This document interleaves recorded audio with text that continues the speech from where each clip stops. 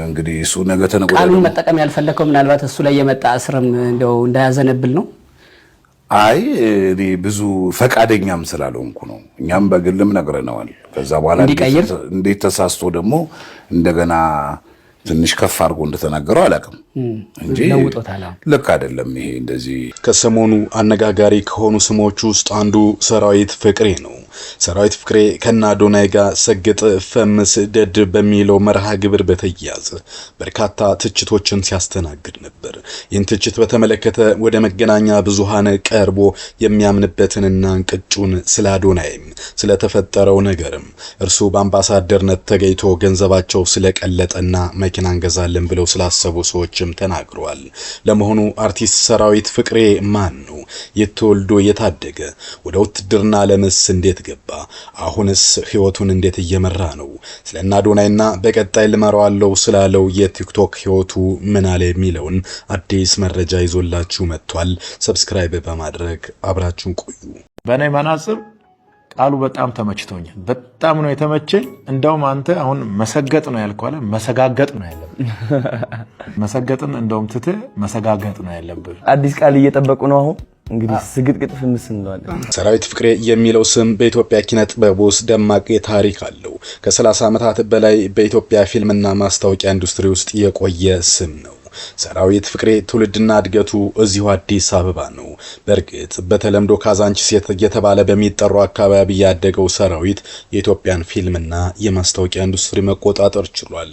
አርቲስት ሰራዊት ፍቅሬ የመዘጋጃ ቤት ሂሳብ ሹም ከነበሩት አባቱ ከአቶ ፍቅሬ ምርካናና ከእናቱ ከወይዘሮ በለጥሻቸው ማመጫ በ1957 ነው የተወለደው።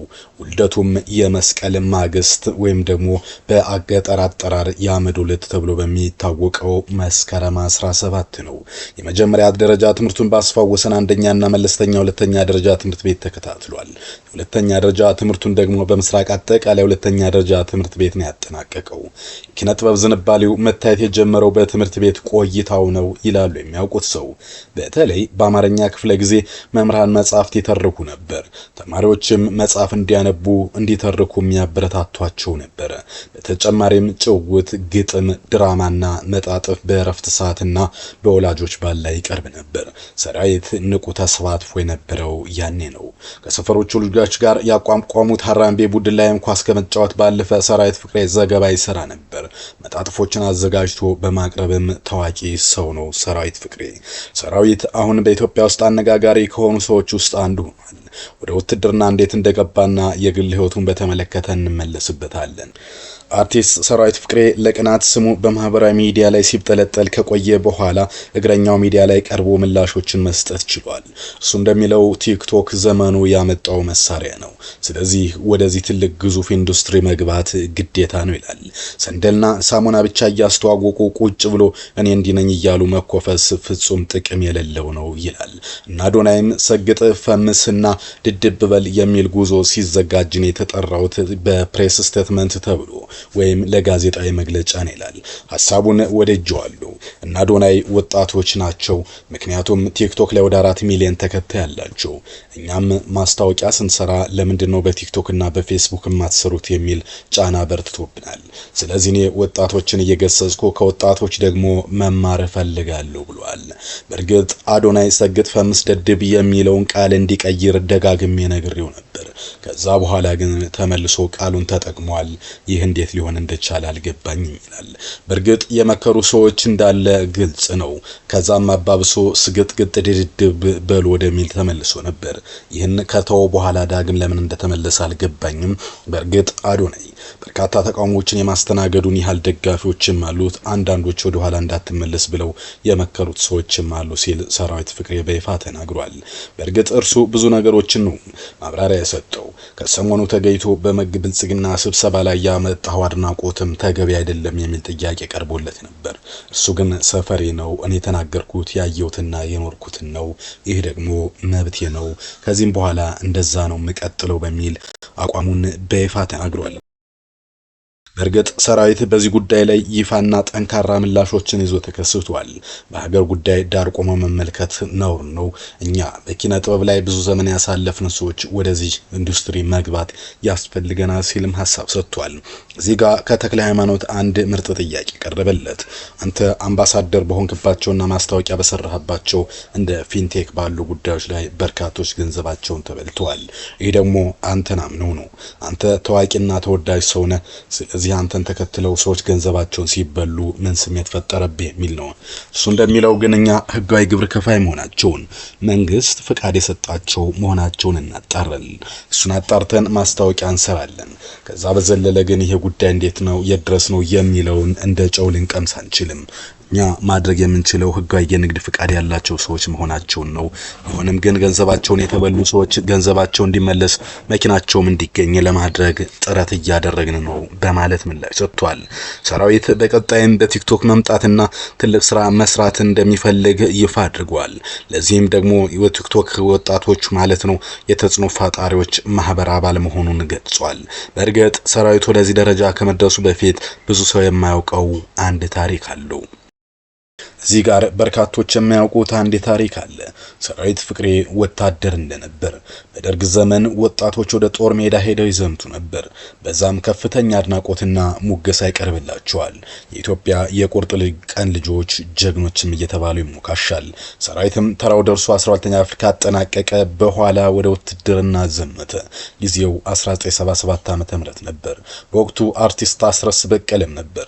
በደማቅ ስነ ስርዓት ተመርቀው ተሸኙና ታጠቅ ጦር ሰፈር ጦር ላይ ገቡ ለስልጠና። በስልጠና ቆይታቸው በየብርጌዱ የኪነ ጥበብ ቡድን ተቋቁሞ ነበርና የሰራዊት ብርጌድም በቲያትር በሙዚቃ ጥሩ ተሳትፎ ነበረው። በኋላም ከየብርጌዱ ተወጣጥተው በማከል ደረጃ አንድ ኪነ ጥበብ ቡድን ሲመሰረት ሰራዊትና ጓደኞቹ ተመርጠው ቡድኑን ተቀላቀሉ። እዚህ ጋር የሰራዊት ነፍስና ጣፈንታ ወደ ሞትና ወደ ጦርነት ጠመንጃም ወደ መሳም ሳይሆን ወደ ኪነ ጥበብ ተሸጋገረች። ቡድኑ ለግቢው ማህበረሰብ አጫጭር ጭውቶች፣ መነባንብ፣ ድራማ፣ የሙዚቃ ሌሎች የኪነ ጥበብ ስራዎችን የሚያቀርብ ነበር። የ6 ወራት የውትድርና ስልጠናው ከተጠናቀቀ በኋላ ሁሉም ወደ ግንባር ሲዘምት ዋና ኪነ ጥበብ ቡድን አባላት እዛው እንዲቆዩና በዘርፉ እንዲያገለግሉ ተደረገ።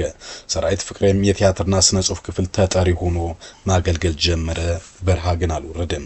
ዘማቾች 6 ወራት በስልጠና ከቆዩ በኋላ 2 ዓመታት ማገልገል ይጠበቅባቸው ነበር። ሰራዊትና አጋሮቹ ለ2 ዓመት ከ6 ወር ሌላም 3 ወር በአጋጣሚ ተጨምሮ 2 ዓመት ከ9 ወር አገልግለው የብቁ ዜጋ መታወቂያቸውን ተረከቡ። በኪነ ጥበቡ ግዳጃቸውን ጨርሰው ሲመለሱ ሲሉ በሲቪል አንቅጠራችሁ ቆዩ የሚል ጥያቄ ቢቀርብላቸውም እነ ሰራዊት መመለሱን መርጠው ወደ አዲስ አበባ መጡ። ተመላሾቹ በጋራ በመሆን የቲያትር ቡድን አቋቋሙ። እነ ሰራዊት ቡድኑ ውስጥ ጥሩ ዝግጅት በማድረግ ያጫጭር ጭውውት በየትምህርት ቤቱ እየዞሩ አቀረቡ። ከዛ በኋላ እንግዲህ ሰራዊት ትልቅ ደረጃ ላይ መድረስ ችሏል። አፍለኛው የቲያትር ቡድንና ሌሎችም ስራዎች ሰራዊትን ለህዝብና ለዛሬ ያበቁት ናቸው ይባላል። አፍለኛው ቲያትር ቡድን ምስረታ ወደ 1983 ዓመተ ምህረት ይሄዳል። ሰራዊት ፍቅሬ፣ ሰለሞን አለሙ፣ ድርብ ወርቅ ሰይፉ፣ አዜብ ወርቁና ፍሬ ህይወት መለሰ በጋራ በመሆን ነው ቡድኑን ያቋቋሙት። የቡድኑ አባላት የተለያዩ ቦታዎች በመዘዋወር ተወዳጅ የሙዚቃ ስራዎችን፣ የኪነ ጥበብ ጉዳዮችን ሲያቀርቡ ቆይተዋል። በለገዳዲ ሬዲዮ ጣቢያ የሬዲዮ ድራማ የሚሰራ ነበር። ጣቢያው ይተላለፍ ከነበረ ከማስታወሻ ደብተራችን የተሰኘ ዝግጅትም ያቀርብ ነበር። ቲያትሮች ሲመጡ ይሰራ ነበር። በቲያትር ረገድ ከሙያ አጋሮቹ ጋር በመሆን ዳንኪራው ጀርባ ፍራሽ ሜዳንከር ቸሌ ዘፋኝንና ሌሎችም ስራዎችን ለመድረክ አብቅቷል። እዚህ ጋር ሰራዊት በርካታ ትችቶችን የሚያስተናግድ ሰው ነው። አንዳንዱ ከኢህአዴግ ጋር ሲሰራ የነበረ ተለጣፊ ይለዋል። አንዳንዱ ደግሞ አሁን ላይ ብልጽግና ጆሮ ዳባ ልበስ ስላለው ይህንን ያጣውን ለመመለስ ከቲክቶከሮች ከናዶናይ ጋር ጨምሮ የሚሰራ የወረዳና የቀበሌ ብልጽግና ስብሰባዎች ላይ ይገኛል የሚል ትችቶችን ያስተናግዳል። ግን ሰራዊት ብዙ ስም ያለውና ልዩ ሽልማትም የተበረከተለት ሰው ነው።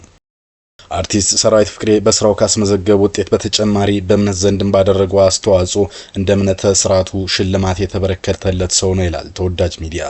ለደብረ መንክራት አቡነ ተክለ ሃይማኖት ገዳም ያበረከተው አስተዋጽኦ ከሁሉም ይለያል ይላል። የገዳሙ የበላይ ጠባቂና የወላይታ ሀገረ ስብከት ሊቀ ጳጳስ እንዲሁም የቅዱስ ሲኖዶስ አባል አቡነ ይስሐቅ በኩረ ጥበባት ብለው ሰይመውታል። የወላይታ ባህል መሰረት ያደረጉ ሌሎች ሽልማቶችም ተበርክተውለታል። የአቢሲኒያ ሽልማቶችን ከእጁ ያስገባ ነው። ሰራዊት ከባለቤቱ ከባለቤቱ ሮማን አየለ ጋር ጋብቻ መስርቶ 2 ልጆችንም የወለደ ሰው እንደሆነ የሚታወቅ ጉዳይ ነው። ሮማን አየለም እንዲሁ የለሱ ስኬት ጀርባ ያለች ብርቱ ሴት እንደሆነች ይገለጻል። አሁን ሰራዊት ከሰሞኑ በማህበራዊ ሚዲያ ሲነሳበት የነበረን ጥያቄ መጥቶ ምላሽና ማብራሪያ ሰጥቷል። ግን ወደ ቲክቶክ እና ሶሻል ሚዲያ መምጣት በፍጹም አይቀሬ ነው። ቲክቶክ ግን ለበጎ ዓላማ ልንጠቀምበት ይገባል። ለአዶናይም ያንን ቃል እንዳይጠቀም ነግሬው ነበር ሲል ተሰምቷል።